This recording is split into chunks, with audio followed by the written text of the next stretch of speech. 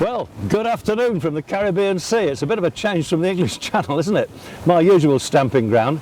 I am sitting here on board Eleonora, one of the greatest schooners in the world. She's just a few inches short of 140 feet on deck. She draws 18.5 feet of water, and we're thundering along here. There's very little breeze, but she's making the most of it. She's got the most massive rig, and I think I should tell you a bit about her. She's a replica of the schooner Westward, which was built in 1910 for an American industrial magnate called Cochrane, who decided he was going to come across the Atlantic and beat up all opposition, and he wanted the best schooner he could have. And Captain Nat Herreshoff designed her for him, and he sailed her across the Atlantic and he beat everybody. He even beat the Kaiser, which was particularly satisfactory in those days because the Kaiser was not a good loser, but he was so impressed with the Westward that he asked the captain, who was Charlie Barr, the great Charlie Barr, the man who drove the schooner Atlantic across the ocean in better time than anybody had ever beaten until about 7 or 8 years ago. What a guy. The Kaiser came to see him, and he was very impressed with Westward, and he said to Charlie Barr, he said, "Anything you want, Mr. Barr, you can have it."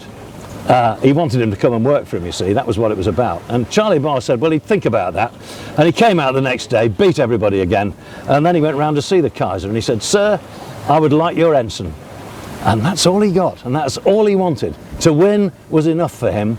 And I understand the ensign's not far away even now, but I don't know where it is. They keep it close to their chest. But we've got on board the great-grandson of Charlie Barr, Al, who's been showing me how all this works, and he's a very kind young man. He's being very gentle to the old fella, and we're having a wonderful time. The crew on here are completely, well, you know, it's such a pleasure to sail with guys who really know what they're doing. A lot of young men just floating around the deck like they're weightless. The girls are working the runners, and these runners really matter on a vessel like this. If you let them off, it's all over.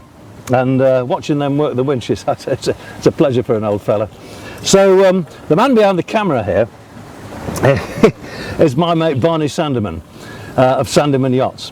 And he knows more about this boat than just about anybody. If you want to know more, he's the chap you need to ask. But right now, I'm here really as a sort of guest of the owner. My pal David Asher is very friendly with Mr. Zach, who owns the boat.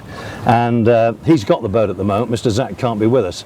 But I'm a guest of David, really. And I tell you what, it pays to have the right friends, because to be on this boat is, well, it's a privilege that's beyond price, really.